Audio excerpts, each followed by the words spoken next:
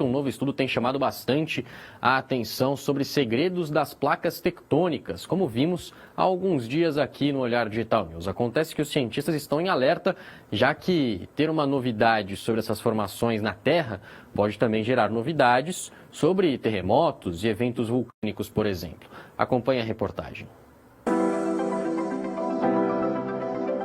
A possível existência de grandes falhas tectônicas na placa do Pacífico está sendo apontada em um novo estudo publicado na revista Geophysical Research Letters. Segundo os pesquisadores, os sinais sugerem uma nova dinâmica no movimento do corpo terrestre como um todo.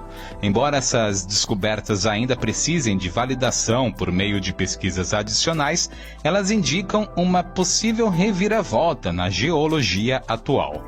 Pense na crosta terrestre como um imenso quebra-cabeça formado por placas tectônicas. Essas placas, seja sob os oceanos ou sob os continentes, deslizam sobre um núcleo de material extremamente quente. Tradicionalmente, acreditava-se que as mudanças nas placas oceânicas ocorriam principalmente nas zonas de subducção, onde uma placa é forçada sob outra. No entanto, a nova pesquisa sugere que essas placas podem ser mais complexas e ativas do que se pensava anteriormente. Utilizando modelos computacionais avançados e dados coletados de estudos anteriores em regiões que se estendem do Japão ao Havaí e da Nova Zelândia à Austrália, os cientistas conseguiram uma nova compreensão das dinâmicas tectônicas nas placas oceânicas.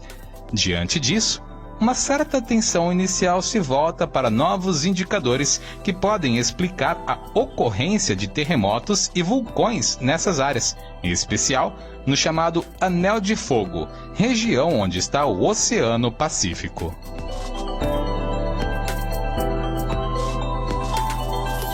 E para falar mais sobre esse assunto, vamos receber aqui no Olhar Digital News o Bruno Colasso, que é sismólogo do Centro de Sismologia da Universidade de São Paulo. Deixa eu colocar aqui o Bruno na nossa tela. Deixa eu dar aqui a boa noite. Meu boa noite ao Bruno Colasso. Bruno, seja muito bem-vindo ao Olhar Digital News. Como vai?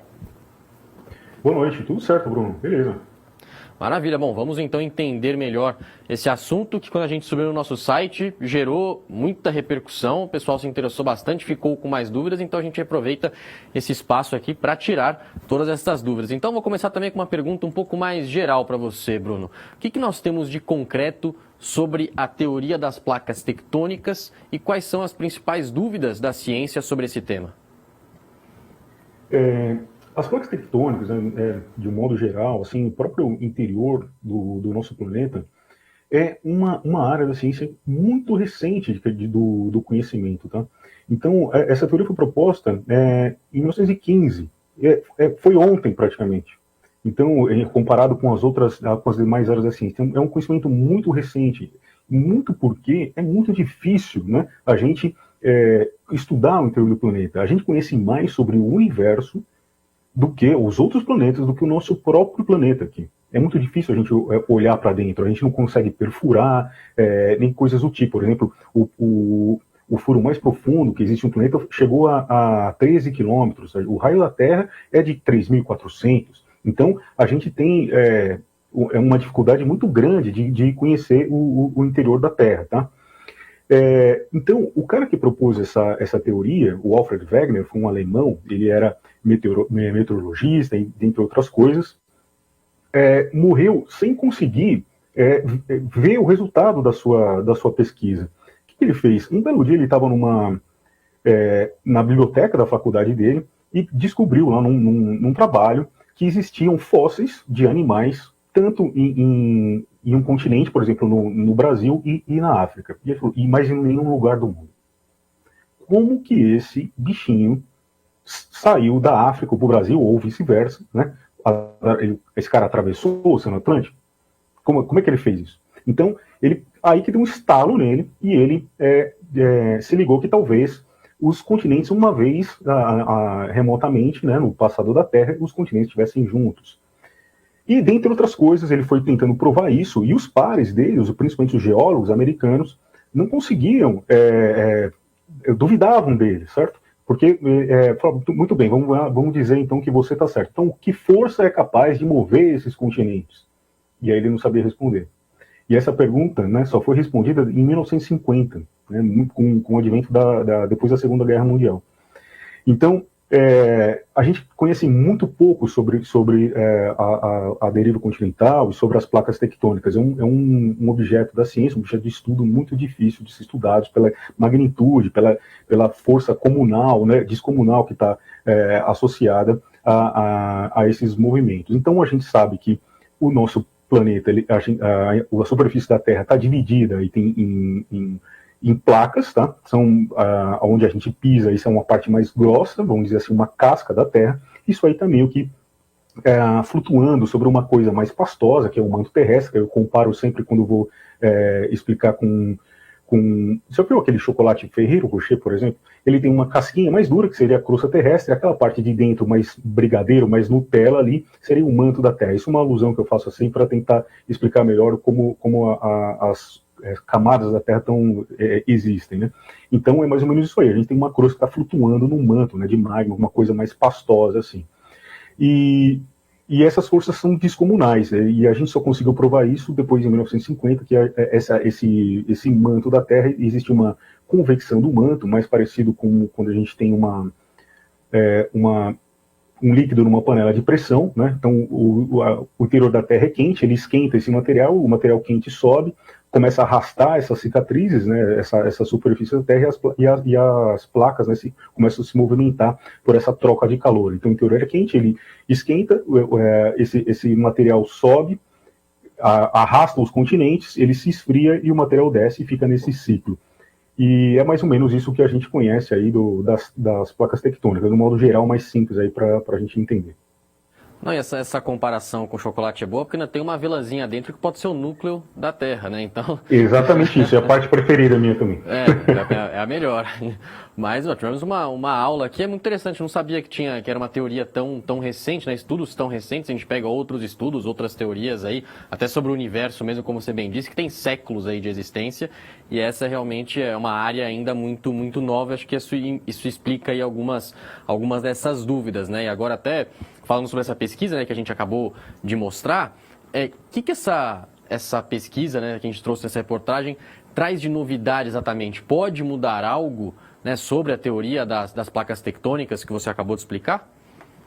Como eu estava dizendo sobre a crosta terrestre, sobre as placas, a gente tem dois tipos principais, tá? A gente tem dois tipos, aliás. A crosta oceânica e a crosta continental.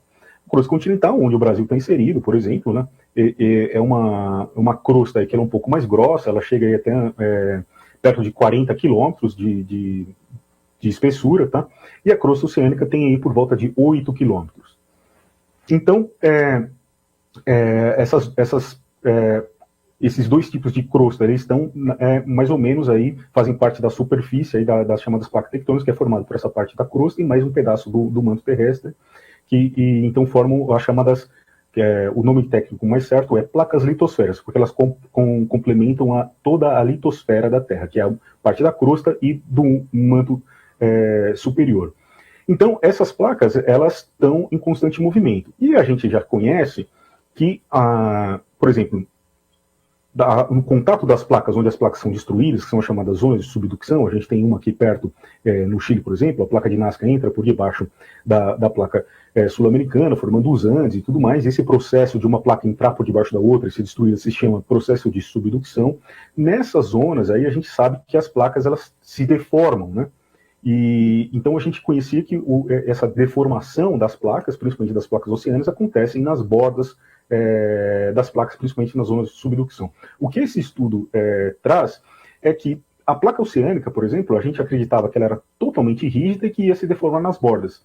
Esse estudo traz que, na verdade, a placa oceânica também tem uma deformação no interior. Então, a gente tem algumas cadeias montanhosas que estão sob a água, tá?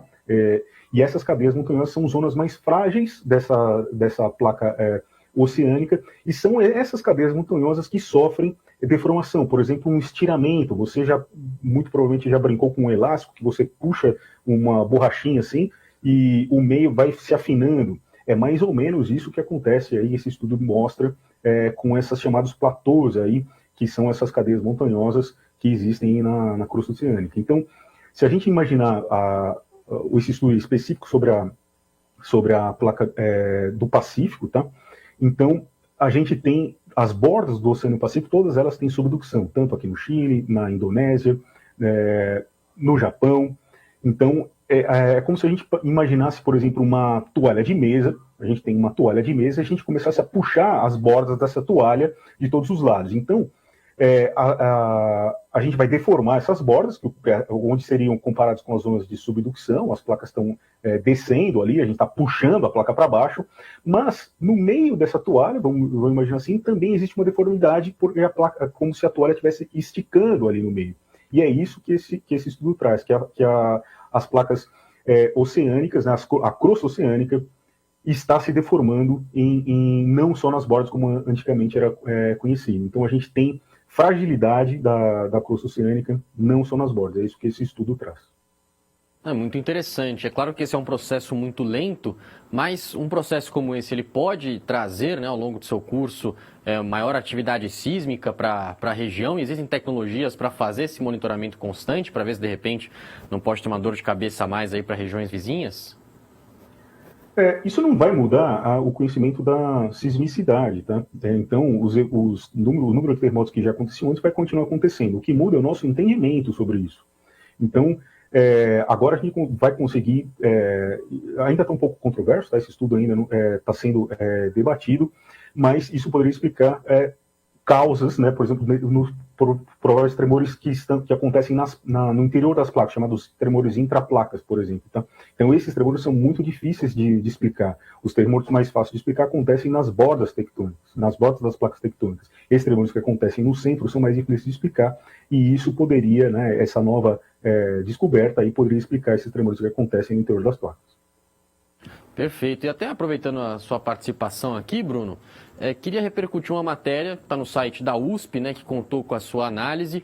A região amazônica, a gente até falou sobre isso aqui no Olhar Digital News, a região amazônica registrou 2 tremores de terra em um intervalo de 8 dias, sendo um deles o maior abalo da história do Brasil, isso no final de janeiro, no município de Tarauacá, no Acre. Inclusive, falamos sobre isso aqui no Olhar Digital News. Bom, você argumentou neste artigo na USP que os tremores de terra no Brasil são reflexos dos Andes.